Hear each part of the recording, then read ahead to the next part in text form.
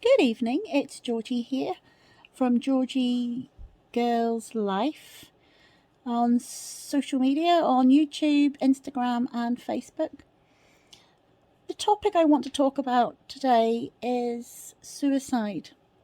It's something that's very close to my heart because I was in that position, you know, and I hear a lot of people say, oh, it's a coward's way out.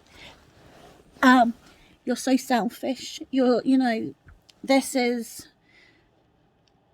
so unfair on the rest of your family. But when you're actually in that position, when you're that low to even consider um, suicide, it certainly doesn't feel that way. I had a few things. It was 2005, and there was a lot of issues that were going on around the same time. I just had my youngest son. My pelvis had split, so I had a lot of mobility issues. I had a lot of pain. I had a few issues where I was living, and sorry, it's hard to even think back because emotions just come flooding back to how I felt.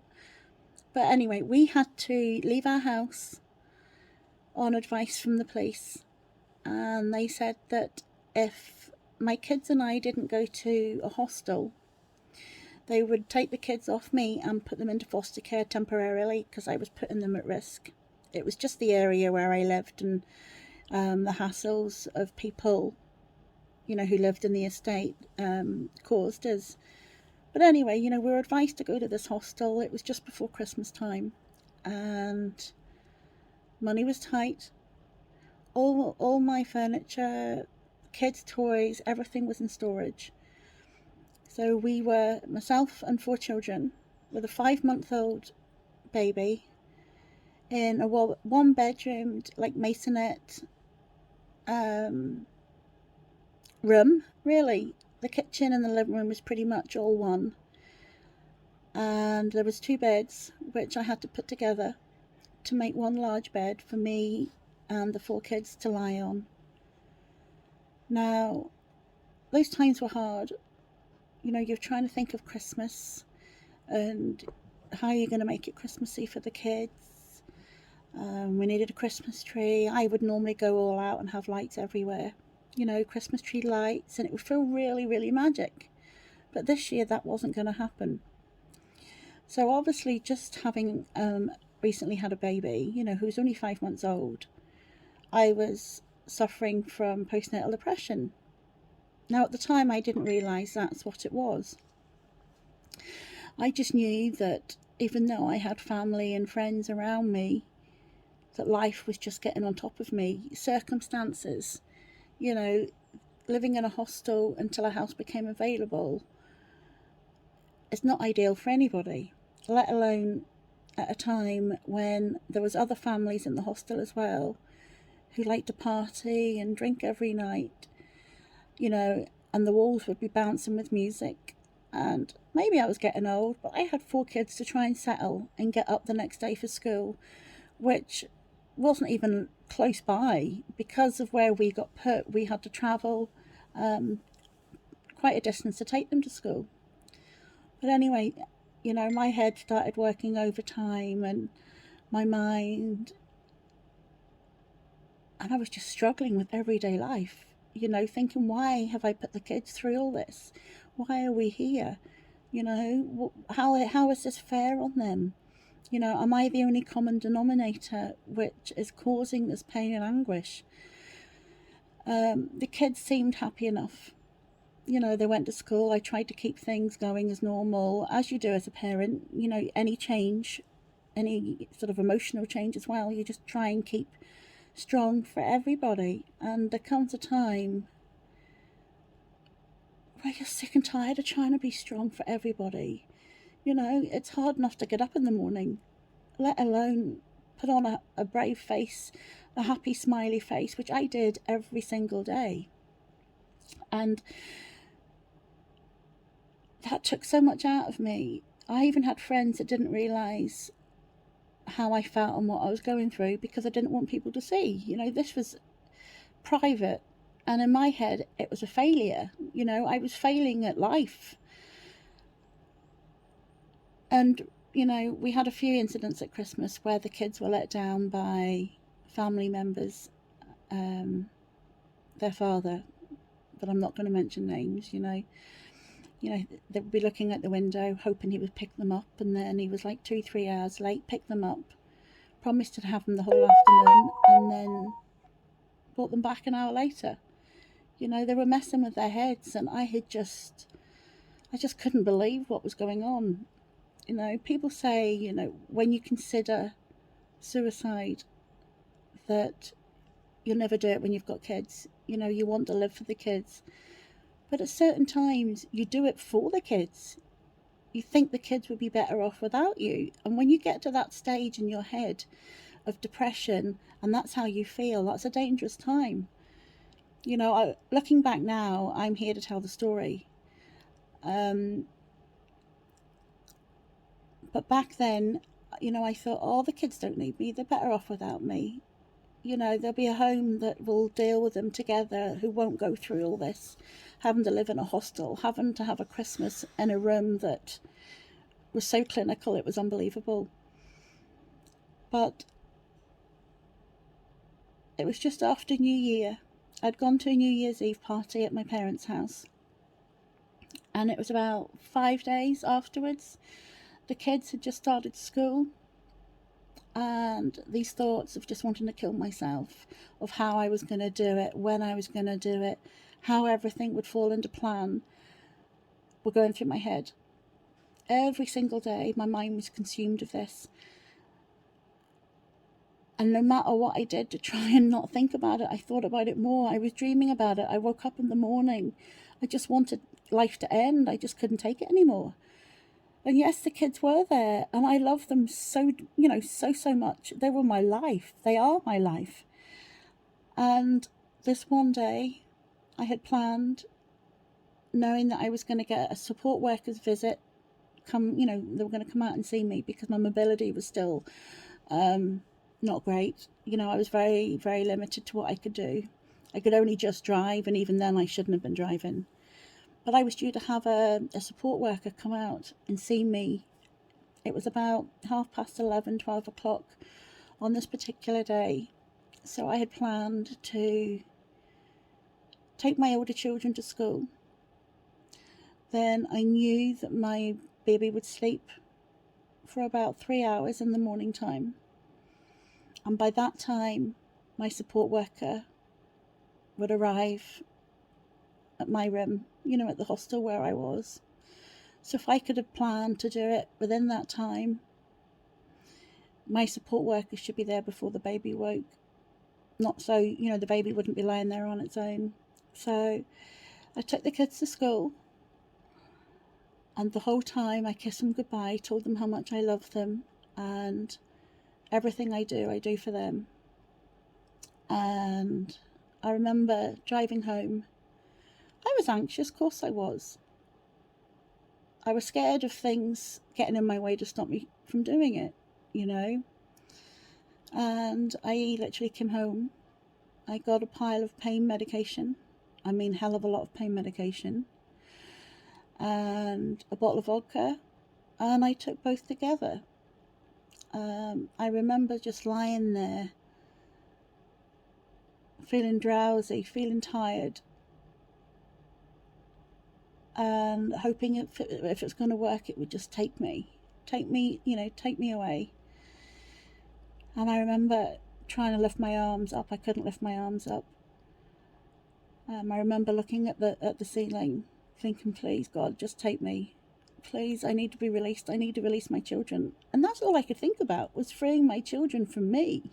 When really, I was all what they needed. You know, they didn't need anything else. But I couldn't see it. At this time, I had been so low, I couldn't see outside of my mind, you know. I could no longer correct myself. And that's what I truly believed, that the kids would be better. You know, no matter what anybody, friends and family say to me, you know, nothing would convince me any different. But I know, looking back, obviously that was the depression talking, not me as a person. It was how bad I had got. I had kept it from family members. I was, like I say, putting, my face on every day. I left that hostel. I was putting a face on and letting to the world that yes, it's okay. Life is looking good. But anyway, the time had come, and I remember drifting off to sleep. I was drifting and drifting, and my arms got heavier and heavier. And then I must have been out. I'm not sure the actual, what sort of state I was in. I just know that from a distance, I thought I was maybe dreaming, or maybe I thought it was heaven. I don't know. But I could hear footsteps. First of all, I heard the knocking at the door. I heard like a bang, bang, bang, bang, bang, bang. But yet my body couldn't wake up. I couldn't wake up. So I just assumed that was me gone, off this planet for good. And then I heard footsteps, faintly, coming towards me. And then I was like, Georgie, Georgie, wake up, wake up. And I just couldn't open my eyes. I went, Georgie, Georgie, wake up. And I still couldn't open my eyes. I couldn't move. Eventually, I came round after a few face slaps and a bit of a shake. I opened my eyes, and there was my support worker. Stood over me while I was sat there, lying there, baby beside me, fast asleep. Still, so unaware of whatever had happened. My plan would have worked, apart from I was lying here awake.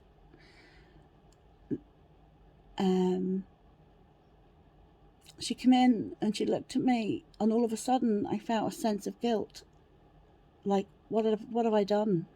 What have I done, So they rang the ambulance and took me up to hospital. I ended up staying in for about 24 hours, and I spoke to like a psych person. Mental health came out to see me and released me that I was no longer in the state there. I'll harm myself again. No, to be honest with you, all that was a blur. I don't remember really any of that. I just remember I was so blessed to have my kids around me and that I was still alive. And for such a long time, I was filled with so much guilt. The fact that I wanted to leave my children, when at the end of the day, that was the thing that I thought would have benefited them the most, being rid of me. But now, obviously, I look back, and 16 years later, I realise, how stupid I was. At the end of the day, the kids need me more than anybody else, and I'm just very blessed that it wasn't my time to go. But it's when I hear stupid comments from people saying that, you're the most selfish person for trying to, to kill yourself, end your life, especially when you've got kids. You hear that all the time. But when you're in that position, you can't see that. You're so low, you're so down, you just don't want to live anymore. You've no energy left to fight in this world. You don't want to cause anybody more pain. And if you feel it's because of you that you're causing this pain, then you want to take yourself out of the equation so they no longer suffer. So I get very angry by the fact that I have to sort of bite my lip, not to say anything back to them, because if I do, I just wouldn't stop. But it's so hurtful when people don't understand that when you get so low, there is no way out, no matter what anybody says to you. And like I said, it's only afterwards, and you start to get help, and you start to get medication, and there's so many people out there to help you. There's doctors, there's nurses, there's friends you can talk to, there's social workers. And, social workers aren't bad people. They're only bad people if you've got something to hide. I had a social worker. I was very, very lucky. I was very blessed with the one I had. She was fantastic. Got me all the support I needed. And like I said, I got medication.